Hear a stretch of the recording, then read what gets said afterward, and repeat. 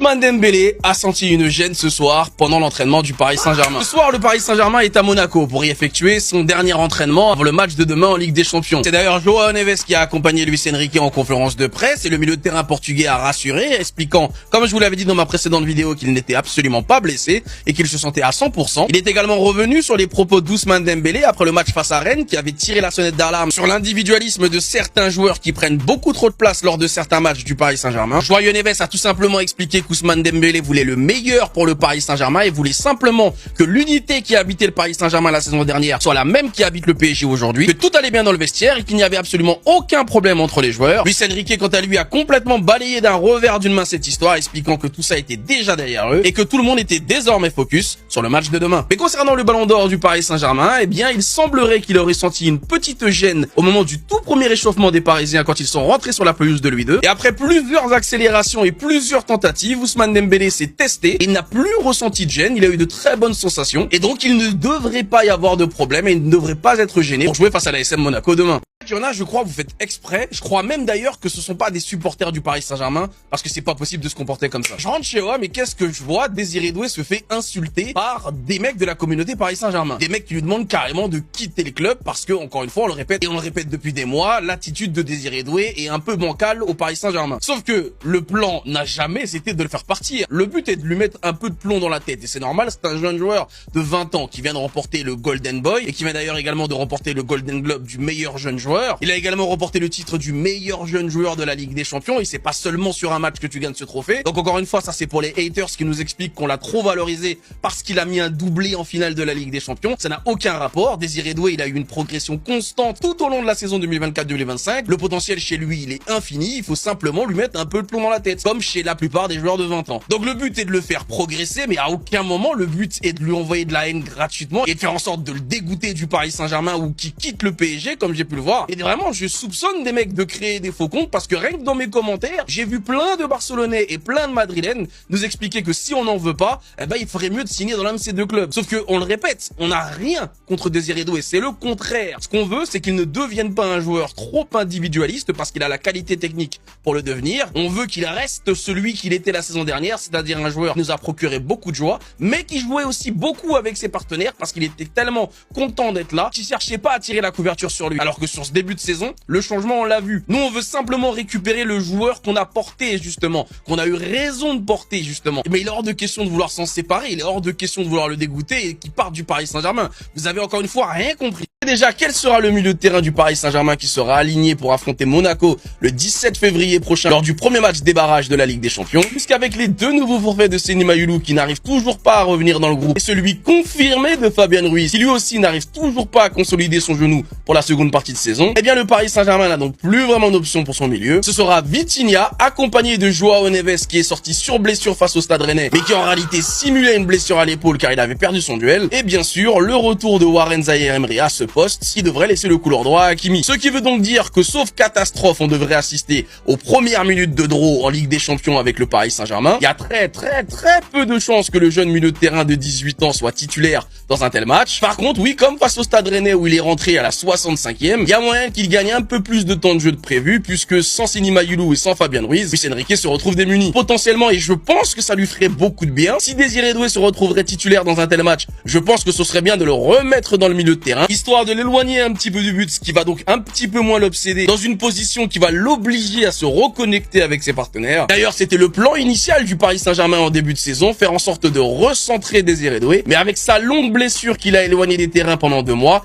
forcément le plan initial avait sauté. Donc avec les moyens limités au milieu de terrain que va avoir le Paris Saint-Germain pour affronter Monaco, on devrait retrouver le milieu de terrain classique qu'avait lancé Luis Enrique finalement sur l'année 2024, avant que Fabien Ruiz ne s'impose comme titulaire. Soit Désiré Doué devrait jouer à cette position. En tout cas, ce qui est sûr, c'est que Marquinhos devrait reprendre son poste à la place de Zabarni et que Barcola pousse très fort pour une place de titulaire en lieu et place de Désiré Doué.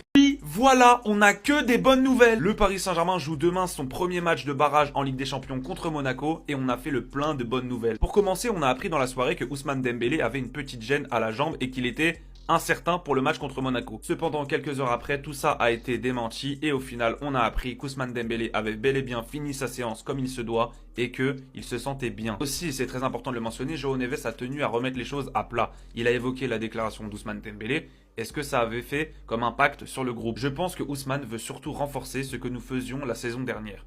Jouer en équipe de manière collective. Quand nous avons quelque chose à dire à certains joueurs, nous le disons en face. Donc je pense qu'Ousmane a voulu parler du collectif. Après, il nous parle de l'ambiance dans les vestiaires et dit qu'elle est très très bonne. Ça, on peut le croire ou ne pas le croire. C'est au jugé de chacun. Moi, j'ai envie de le croire. Peut-être que je suis naïf, mais j'ai envie de le croire en tout cas aujourd'hui. À voir ce qu'ils nous donneront comme match contre Monaco.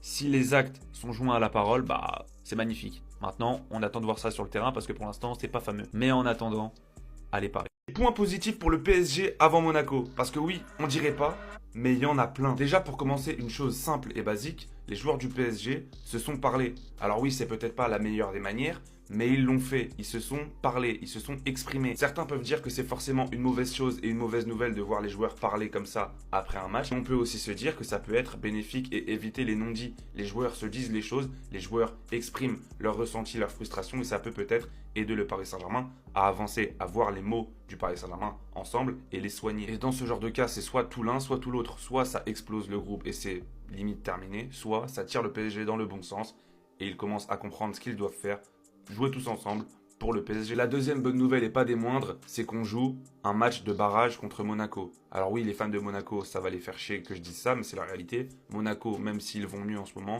c'est pas le FC Barcelone ou c'est pas le Bayern Munich. Bon, le Barça, c'est peut-être le mauvais exemple, mais vous avez compris. Le Paris Saint-Germain a donc 2 matchs en plus pour se lancer dans la compétition, pour se mettre en rythme, pour essayer de perfectionner leur niveau de jeu et leur intensité. Comme avait dit Luis Enrique, un match de barrage, c'est limite mieux. Donc, on verra s'il a raison, mais ça peut faire partie des points positifs. Aussi, et ça c'est plus de la spéculation qu'autre chose, on peut miser sur un Paris Saint-Germain revanchard, un Paris Saint-Germain qui aura envie de se racheter de son dernier match contre Rennes et de fonctionner comme malheureusement ils le font souvent, à réaction. Là peut-être qu'ils vont vouloir inculquer et instaurer une nouvelle dynamique et que ça partira dès ce match contre Monaco. Donc pour moi c'est encore aussi potentiellement un point positif et une bonne nouvelle. Les amis, voici la conférence de presse de Luis Enrique avant d'aller affronter Monaco en barrage de Ligue des Champions. On voit tout ça ensemble. Let's go. En parlant du Paris Saint-Germain, il a affirmé: quand tu es capable de créer beaucoup d'occasions, ça signifie que tu es supérieur à l'adversaire. On cherche à retrouver notre efficacité. C'est ça le problème du Paris Saint-Germain. On domine, on étouffe l'adversaire. Le problème, c'est l'efficacité et la finition. Il a également affirmé: on va essayer de faire bien notre boulot pour gagner le match. On ne change pas de mentalité à domicile ou à l'extérieur. La mentalité reste la même. Un espoir de Luis Enrique, il espère voir la meilleure version du Paris Saint-Germain face à Monaco. On veut améliorer notre efficacité. La qualité individuelle est présente. Nous avons cette qualité. Il a également affirmé: la vraie Champions League commence et c'est mieux de débuter avec une victoire face à Monaco. Et on lui a posé une question sur les propos récents d'Ousmane Dembélé. Il a affirmé: autour du Paris Saint-Germain, il y a toujours autant de bruit. Voilà. Et il y a un journaliste qui a affirmé que Monaco a déjà eu à blesser 2 gardiens parisiens. Et Luis Enrique, en rigolant, a affirmé: j'espère qu'on ne jouera pas sans gardien demain. Les 3 dernières fois que vous êtes venu à Monaco, il y a eu quelques petits événements. Il s'est toujours passé quelque chose entre les gardiens de but, Kylian Mbappé, etc. Est-ce que vous espérez une soirée beaucoup plus calme demain? Je sais pas. Et on va voir demain. Peut-être on peut jouer son gardien. Hein? Aucun gardien veut le jouer. Merci.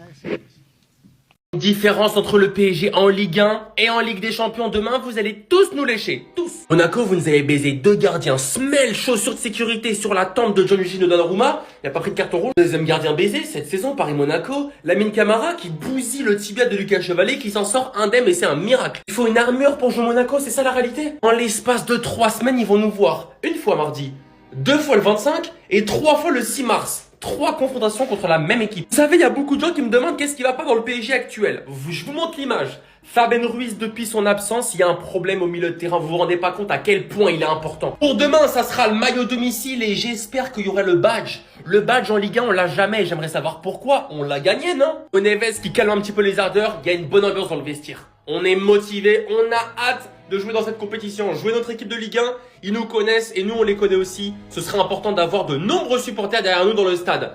Louis II, même avec 20 supporters, c'est toi qui fais le plus de bruit. Ça, ce qui me fait un petit peu flipper, j'aimerais avoir votre avis. Le PSG n'a remporté qu'une seule de ses 6 dernières rencontres face à l'AS Monaco. Ça fait peur, non? Le meilleur milieu de terrain du monde, Vitinha, sera là demain. Bradley, je pense qu'il sera titulaire aussi demain. Tout le monde sera présent.